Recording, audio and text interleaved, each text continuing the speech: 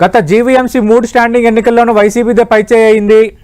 ఇప్పుడు standing committee ఎన్నికల్లో 10కి 10 స్థానాలు మీరు గెలుచుకున్నారు. అయితే స్టాండింగ్ కమిటీ ఎన్నికల్లో గెలిచినంత మాత్రాన ఎమ్మెల్సీ ఎన్నిక గెలవడం అంత ఈజీ కాదు. ఈక్వేషన్స్ వైసీపీకి అనుకూలంగా ఉన్నాయని నిన్న వైసీపీ నేతలు అంటున్నారు. అది కూడా గెలుచుకునే వాతావరణం ఉందా? నిన్నటి విజయంపై మొదటి మీ స్పందన ఏంటి? సతీష్ గారు గుడ్ మార్నింగ్ అండి. చర్చలో శ్రీనివాస్ చౌదరి గారికి, రాజీవ్ గారికి, కంటి ప్రేక్షకులందరికీ కూడా వెరీ గుడ్ మార్నింగ్. సతీష్ గారు, ఎప్పుడైతే ఈ రాష్ట్రంలో కూటమి ప్రభుత్వం అధికారంలోకి వచ్చిందో వాతావరణం మారింది. రాజకీయ వాతావరణం గాని, పాలనా వాతావరణం గాని పూర్తిగా భిన్నంగా ఉంది.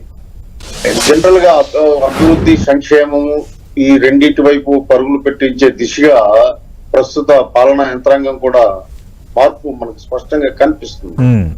వీటన్నిటి దృష్ట్యా గతంలో ఏది కోల్పోయామో అది తెలుసుకొని చాలా మంది కూటమిలో జాయిన్ అవడం అన్నది ఈ మధ్య జరిగినటువంటి పరిణామం. ఆ పరిణామంలో ఎన్డీఏ కూటమి మెజారిటీ సాధించి ఈ రోజు జీవీఎంసీ స్థాయి సంఘంలో అన్ని కమిటీల్లో గెలవడం, ఇది ఈ విజయం కంటే అభివృద్ధికి వాళ్ళు పట్టం కట్టారు, పీఠం వేశారు. ఎందుకంటే జీవీఎంసీ అతలాకుతలం అయిపోయింది. గత కొన్ని సంవత్సరాలుగా అభివృద్ధి అన్నపై ఏమి లేకుండా పోయింది. అసలు స్థానిక సంస్థలు నిర్వీర్యం అయిపోయాయి. కాబట్టి ఆ స్థితి నుంచి ఉన్నత స్థితికి చేరుకోవడానికి విశాఖ నగర అభివృద్ధికి ఇది ఒక సంకేతం అని మనం చెప్పొచ్చు. సో ఈ సందర్భంగా చాలా సంతోషం. కార్పొరేటర్లు అందరూ కూడా మంచి సముచిత నిర్ణయం తీసుకున్నారు. జీవీఎంసీ స్టాండింగ్ కమిటీ ఎన్నికల్లో కూటమి విజయం అభివృద్ధికి మార్పు అని మనం తప్పకుండా చెప్పవచ్చు. అలాగే ఎమ్మెల్సీ ఎన్నికల్లో చూసినా సరే వాళ్ళు ఇప్పుడు ప్రత్యర్థి ఎప్పుడు కూడా కాన్ఫిడెన్స్ గా ఉండడం తప్పలేదు. ఇది రాజకీయ ప్రత్యర్థులు కూటమి అండ్ వైసీపీ మెజారిటీ ఈ రోజుకి వాళ్ళకు ఉండొచ్చు. కాకపోతే ప్రజలు ఆలోచిస్తున్నారు, నాయకులు కూడా ఆలోచిస్తున్నారు. కాబట్టి ఈ ఎమ్మెల్సీ ఎన్నికల్లో కూడా సేమ్ చరిత్ర పునరావృతం అవుతుందని చెప్పేసి మాకు గట్టి నమ్మకం ఉంది, విశ్వాసం ఉంది. ఖచ్చితంగా ఎమ్మెల్సీ ఎన్నికల్లో కూడా కూటమి అభ్యర్థి ఘన విజయం సాధిస్తారన్నటువంటి ఒక పూర్తి నమ్మకం కూటమి నాయకులందరికీ కూడా ఉంది. సతీష్ గారు, అంటే ఆల్రెడీ వైఎస్ఆర్ కాంగ్రెస్ పార్టీ చాలా బలమైన అభ్యర్థిని, సీనియర్ పొలిటీషియన్ బొత్స సత్యనారాయణని స్థానిక సంస్థల ఎమ్మెల్సీ అభ్యర్థిగా రంగంలో దించింది. అలాగే బలాబలాలు చూసుకున్నా మొన్నటి వరకు వాళ్ళు అధికారంలో ఉన్నారు కాబట్టి వైఎస్ఆర్ కాంగ్రెస్ పార్టీదే ఇప్పటివరకు పైచేయిగా కనిపిస్తోంది. అంటే వాళ్ళకి సంబంధించిన స్థానిక సంస్థల ప్రజాప్రతినిధులు ఏమైనా మీ వైపు రాబోతున్నారా, లేదంటే ఆపరేషన్ ఆకర్షణ ఏమైనా కూటమి నేతలు స్టార్ట్ చేశారా? విజయం ప్రాంత ధీమా ఎందుకు శివశంకర్ గారు? ఇప్పుడు సత్యనారాయణ గారు బలమైన ప్రత్యర్థి కాదనలేము. మొన్న కూడా ఎన్నికల్లో కూడా ఆయన బలమైన ప్రత్యర్థి కదా. మొన్న ఎన్నికల్లో చాలా బలమైన ప్రత్యర్థులు ఎంత చిత్తుగా ఓడిపోయారు, ఇవన్నీ కూడా మనం పరిగణలోకి తీసుకోవాలి.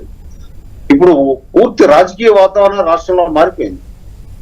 ప్రతి ఒక్కరికి అర్థమైంది అసలు గత ప్రభుత్వంలో ఏంటి కోల్పోయాము అనేది అర్థమైపోయింది. స్వేచ్ఛ కోల్పోయాం, స్వతంత్రం కోల్పోయాం, అభివృద్ధి కోల్పోయాం, అప్పుల్లో మహిమయం అయిపోయాము, చిన్న భిన్నం అయిపోయింది రాష్ట్ర వాతావరణం అంతా కూడా. కాబట్టి ఖచ్చితంగా ఎలా గెలుస్తామనే విషయాన్ని మీ దృష్టికి ఇప్పుడు నేను చెప్పలేను, కానీ ఖచ్చితంగా వాళ్ళు నాయకులే వస్తున్నారు, కూటమి ప్రభుత్వాన్ని బలపరుస్తున్నారు. మేము కూటమి ప్రభుత్వంతో ప్రయాణం చేస్తాం అంటున్నారు. కూటమి ప్రభుత్వం వల్ల ఈ రాష్ట్రానికి మంచి జరుగుతుంది అని అంటున్నారు. కూటమి ప్రభుత్వం వల్లే అభివృద్ధి జరుగుతుంది అంటున్నారు. విలువలు అన్ని పెరుగుతున్నాయి అని చెప్పేసి ప్రత్యర్థి నాయకులే కూటమి వైపు ఆకర్షితులు అవుతున్నారు. మేమైతే ఎవరిని రమ్మనమని కోరడం కానీ ఏం లేదు. వాళ్ళంతటా వాళ్ళే వాలంటీర్ గా మేము కూటమితో ప్రయాణం చేస్తాం, ఈ ప్రభుత్వం వల్ల, ఈ ప్రభుత్వం ద్వారా ఈ రాష్ట్ర అభివృద్ధి సాధ్యమవుతుంది అన్నటువంటి బలమైన విశ్వాసంతో వస్తున్నారు. కాబట్టి అది కూడా మనం చూస్తారు. ఇప్పుడు ఈ రోజు వాళ్ళ వ్యూహాలు వాళ్ళకుంటాయి. ఎందుకంటే ఓడిపోయిన ప్రత్యర్థి ఎప్పుడు కూడా చివరి వరకు గెలుస్తాననే అంటుంటారు. లాస్ట్ ఎన్నికల్లో, సాధారణ ఎన్నికలు కూడా అదే జరిగింది. చివరి వరకు మేము 151 వైనాట్ 175 అని చెప్పేసి వాళ్ళ కేడర్కి కానీ వాళ్ళ నాయకులకు కానీ కాన్ఫిడెన్స్ క్రియేట్ చేయడం కోసం మాట్లాడతారు. కానీ ఫలితం అర్థమవుతుంది ఏమి జరిగింది, అసలు పరిస్థితులు ఏంటి, స్థితులు ఏంటి అన్నది. ఖచ్చితంగా ఎమ్మెల్సీ ఎన్నికల్లో కూడా హిస్టరీ రిపీట్ అవుతుంది సతీష్ గారు, అందులో ఏమాత్రం సందేహం లేదు. రైట్ గారు, శివశంకర్ గారు, కొందరు వెళ్ళిపోయినంత మాత్రాన ఏం జరిగేదేమీ లేదు, స్థానిక సంస్థలు ఎక్కడ కూడా వైసీపీ హయాంలో నిర్వీర్యం కాలేదు, ఎమ్మెల్సీ ఎన్నికల్లో మాకు అవకాశాలు మెరుగ్గా ఉన్నాయి, ఇది రాజీవ్ గారు ఇస్తున్న వివరణ. అంటే సతీష్ గారు, రాజీవ్ మాట్లాడింది అంతా కూడా విన్నాను. ఇప్పుడు ఏదైనా ఒక అపజయం ఎదురయ్యేటప్పుడు విద్యుడు ఎవరైనా సరే, అది రాజకీయ పార్టీ అయినా అవ్వచ్చు, వ్యక్తి అయినా అవ్వచ్చు, ఆ అపజయాన్ని నుంచి పాఠాన్ని నేర్చుకో. ఎక్కడ మనం ఫెయిల్ అయ్యాం, ఎందుకు ఫెయిల్ అయ్యాం, మనకి సక్సెస్ ఎందుకు రాలేదు అని అనాలిసిస్ చేసుకుంటాం. ఇది సర్వసాధారణం. ఆర్గనైజేషన్ అవ్వచ్చు, కంపెనీలో అవ్వచ్చు, వ్యక్తి అవ్వచ్చు, పార్టీ అవ్వచ్చు, ఏదైనా కావచ్చు. కానీ నేను గమనించింది ఏంటంటే, వీళ్ళ పార్టీలో వాళ్ళు జగన్మోహన్ రెడ్డి దగ్గర నుంచి కొండా రాజీవ్ వరకు కూడా ఒకే స్టైల్ పాటిస్తారు. అరే గతంలో ఎందుకు జరిగింది ఇలాగా అన్నది ఈ రోజుకి వీళ్ళు విశ్లేషించుకున్నట్టు నాకేమైతే కనిపించటం లేదు. రెండోది, నేను అన్నది నిర్వీర్యం చేశారు అనే మాట consciously I used. Local bodies funds divert చేయలేదా మీరు? ఎన్ని వేల కోట్లు మీరు డైవర్ట్ చేసేశారు. నేను అది మాట్లాడుతుంటే 2000 పాప ఇప్పుడు స్థానిక ఎన్నికలు పెట్టలేదని ఈ బోడుగుండుకి మోకాలకి కనెక్షన్ పెట్టి మాట్లాడడం అన్నది వీళ్ళకి వెండతో పెట్టినటువంటి విద్య. తప్పు ఎక్కడ జరిగిందో తెలుసుకోండి. తప్పు తెలుసుకుంటే మీరే బాగుపడతారు, లేదంటే మీరు అలాగే ఉంటారు. మాకేం నష్టం లేదు. మేమైతే చక్కగా మేమంతా కూడా అనాలిసిస్ చేసుకుని ముందుకెళ్తాం. అలాగే వక్ర భాష్యాలు చెప్పడం మానుకోండి. అమరావతికి ఎగ్నిస్ట్ గా బొలిశెట్టి సత్య గారు, మా పర్యావరణ ప్రధాన కార్యదర్శి, ఏ రోజు మాట్లాడలేదు. అది మీరు వక్రించినటువంటి భాష్యం. అది ఫ్లడ్ ప్లైన్స్ గతంలో ఆయన ట్వీట్ చేసింది ఏంటి, యమున వరదలు వచ్చేటప్పుడు ఎలా కొట్టుకుపోయో అది దృష్టిలో పెట్టుకోవాలి, ఫ్లడ్ ప్లైన్స్ ని మనం జాగ్రత్త కాపాడుకోవాలి అన్నారు. ఫ్లడ్ ప్లైన్స్ లో కట్టడం లేదు. ఇవన్నీ ఉన్నాయి. ఊరిక ఏదో ఒకటి వక్రీకరించి దాని నుంచి లబ్ధి పొందాలని కాకుండా మీ నాయకులు అంత అసంతృప్తి ఎందుకున్నారు? ఏం జరిగింది? పార్టీని ఎలా రీఆర్గనైజ్ చేసుకోవాలి? అది రెండోది, మీ అధినేతలో ఉన్న లోపాలు ఏంటి మీరు చెప్పండి. మీరు అధినేతకి స్పష్టంగా చెప్పండి, అయ్యా నీ వల్లే మేము గెలిచాము పదవుల్లో, కానీ నీలో ఈ లోపాలు ఉన్నాయని చెప్పండి. చెబితే మీ పార్టీకి బాగుంటది. లేదు ఇదే స్టైల్ కంటిన్యూ చేస్తామంటే మళ్ళీ ఇదే స్టైల్లోనే రిజల్ట్స్ ఉంటాయి. అంతేగాని లోకల్ బాడీస్ ని పంచాయతీరాజ్ నిధులు డైవర్ట్ చేసేసారు, లాస్ట్ టైం కార్పొరేషన్స్ నిధులు డైవర్ట్ చేసేశారు, అభివృద్ధి కుంటుపడిపోయింది, నిర్వీర్యం ఆ రకంగా చేసేసారు. ఎక్కడ ఏం జరగలేదు, వర్క్స్ ఏం జరగలేదు. దానివల్ల తీవ్ర అసంతృప్తితో ఉన్నారు. ఈ రోజు మీరు ఎంపీటీసీ జెడ్పీటీసీని ఒక సర్పంచ్ని కానీ మీరు కదిలిస్తే అక్కడ తెలుస్తుంది మీకు మీ పార్టీ మీద వాళ్ళకి ఏ రకమైనటువంటి అభిప్రాయం ఉంది అనేది. కాబట్టి నేనే ఇప్పటికైనా చెప్తున్నాను, పొలిటికల్ ప్రాసెస్ లో అనేక పార్టీలు ఉంటాయి. ఎవరు సిద్ధాంతాలు భావజాలతో వాళ్ళు వెళ్తారు, అది తప్పు లేదు.